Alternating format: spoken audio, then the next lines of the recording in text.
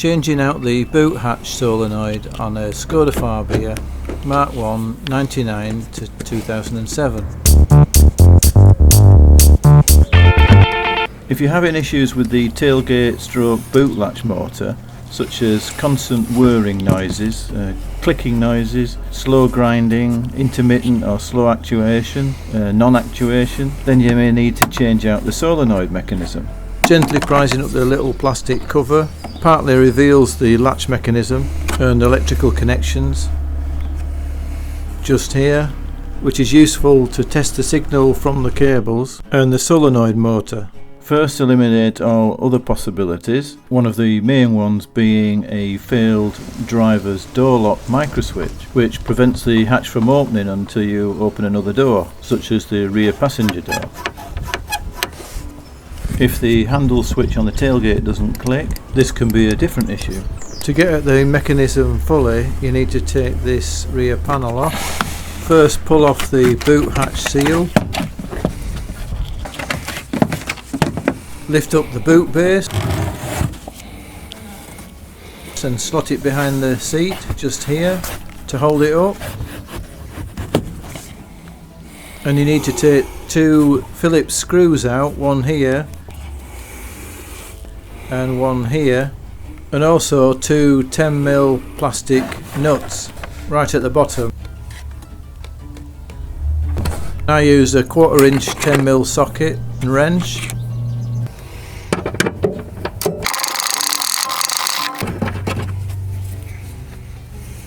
And a ring spanner.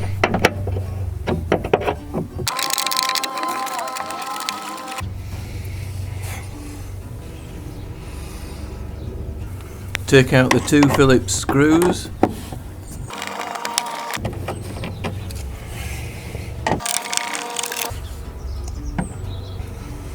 The panel is held in place by 6 metal clips, 3 on each side. I found a large blunt flat-bladed screwdriver ideal for these. Just gently prise up the panel a little bit and push the screwdriver up against the shoulder where the clip fits into the plastic, and then gently prise up each clip. These can be quite tight and often spring out of the plastic, but they're easy enough to slot back into place. Lift the panel up and out of the way.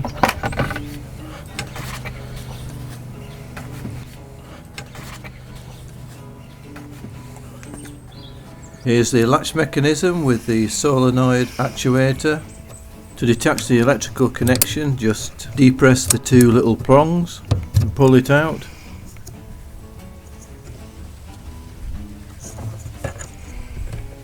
The flexible rubber sheath just lifts over the loop latch. To test the electrical connections, we can fit a 12-volt test light.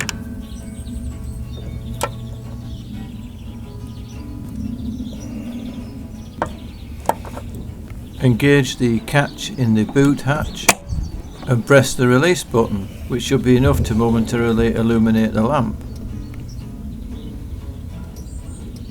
If we attach a multimeter set to volts and attach the probes, with the brown wire being the ground wire,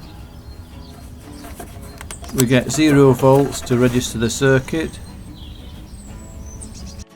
Press the release button.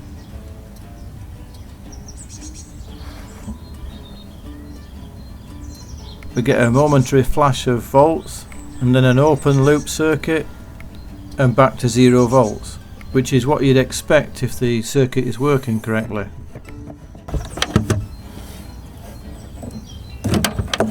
If we set the meter for ohms resistance, we can check the solenoid to see if the windings are intact.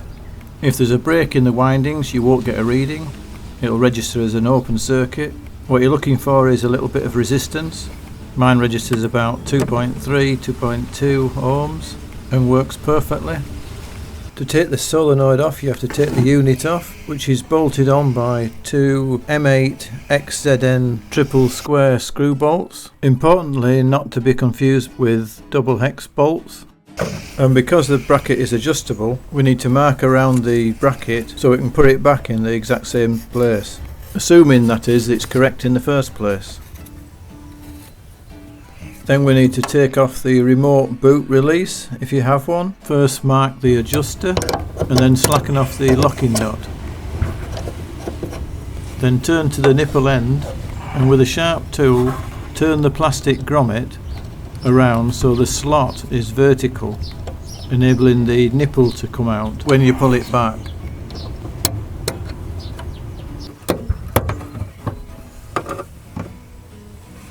Then unwind the remaining threads and the whole cable will come out. Make sure the bit drive is securely seated in the screw bolt head socket.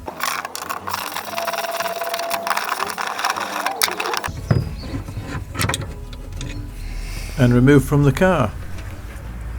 Here's the unit out of the car. It pretty much comes as a complete unit with one part number. You can just see the number here, but I'll leave it in the description as well. But you can just get the solenoid motor part, which may be slightly cheaper. And if you look at the solenoid housing, on initial inspection it looks like you can prise it apart, which you may be tempted to do.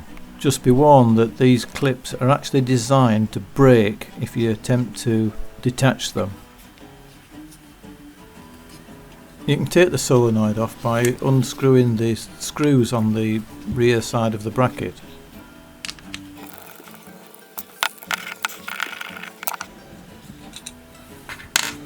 Then importantly, don't try and unclip any of the linkages as they're liable to break easily. So you want to be detaching it at the central pin juncture by pulling up where the slot is and it will detach.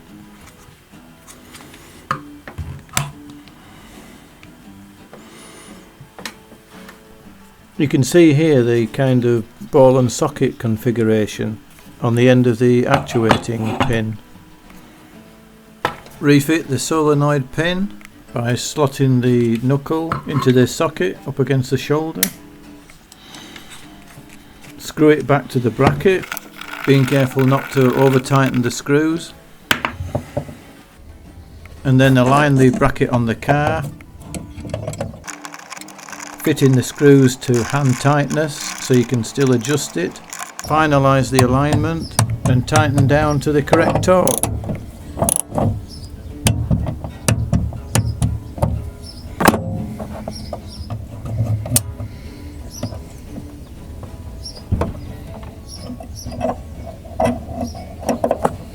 Screw the adjuster into your adjustment mark and tighten the locking nut.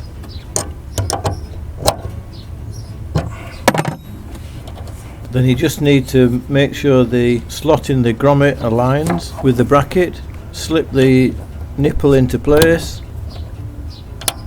and don't forget to turn the grommet around, securing the nipple into place.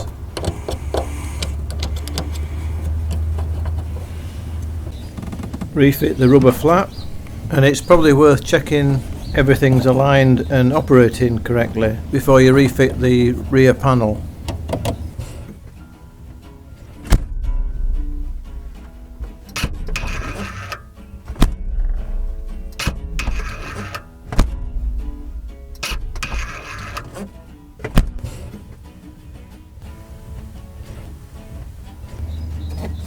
Replace the panel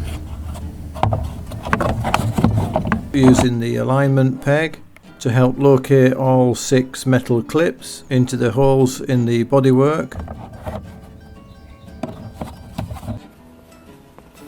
Then gently but firmly press down on the top of the clips and it should clip into place.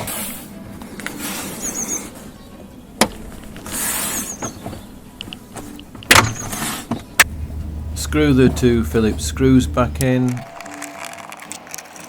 and don't forget to replace the plastic nuts, as well as the fiddly little plastic loop latch cover. And there we have it, all back together. I hope this helped you out, guys, and thank you for watching. Feel free to leave any comments in the comment section below, and thanks for all the likes, guys, I really appreciate that. Thanks to everyone that's subscribed, and if you haven't subscribed, consider subscribing, and I'll see you on the next video.